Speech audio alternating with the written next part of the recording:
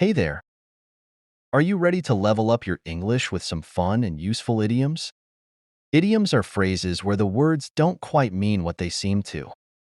Today, we're going to explore some of the most common English idioms, what they mean, and how you can use them in everyday conversation. So, let's get started.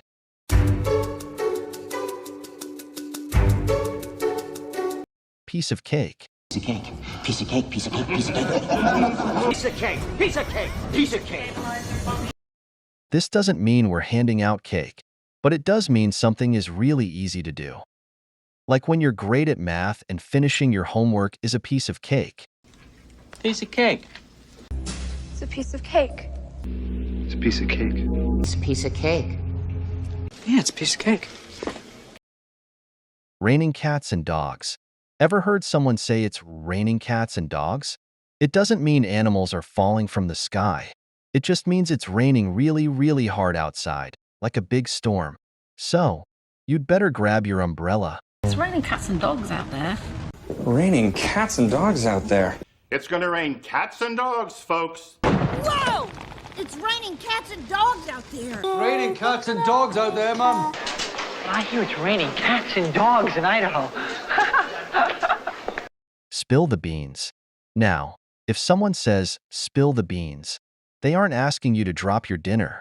This means to tell a secret that wasn't supposed to be shared. So, if your friend spills the beans about your surprise party, the secret is out. Spill the beans.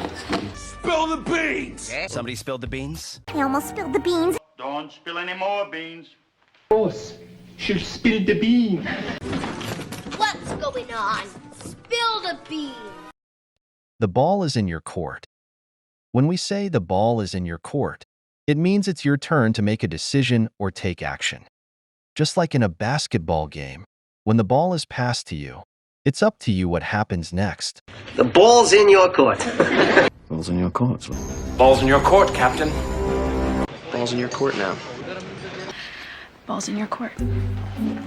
No, the ball's in your court. Under the weather. Feeling under the weather?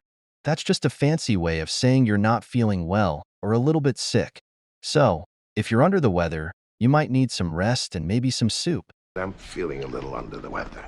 I'm still feeling under the weather, but I'm here. Yeah, listen, I'm a little under the weather. I'm just feeling a little under the weather. Dr. Griff, I'm feeling a little under the weather. To let someone off the hook.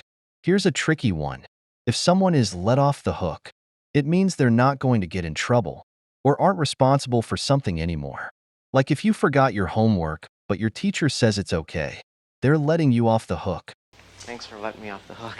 Hey, I let him off the hook. Just let her off the hook.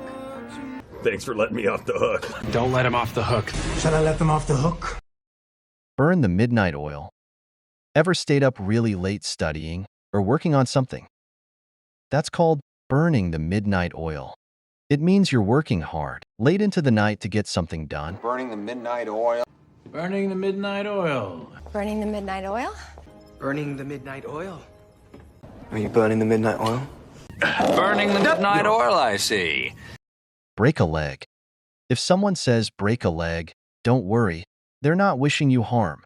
It's actually a way of wishing someone good luck, especially before something like a performance.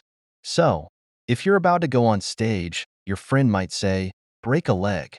Break a leg. Yeah, break a leg. Break a leg. Break a leg. Break a leg. Break a leg. Break a leg. Hit the sack. When you hear someone say they're going to hit the sack, they're not talking about hitting anything. It just means they're going to bed. So, after a long day, it's time to hit the sack and get some rest. Hit the sack. Hit the sack, Jack. Now let's hit the sack. Let's hit the sack. Let's hit the sack. I'm gonna hit the sack. I gotta hit the sack. Keep an eye on someone/something. If you're told to keep an eye on something, don't worry. It doesn't mean using just one eye. It means to watch something carefully. Like if you're babysitting, you have to keep an eye on the kids to make sure they're safe. Keep an eye on the clock. Keep an eye. Keep an eye on it. Keep an eye on that one. I keep an eye on everyone. Keep an eye on her. Keep an eye on them. Keep an eye on Betsy.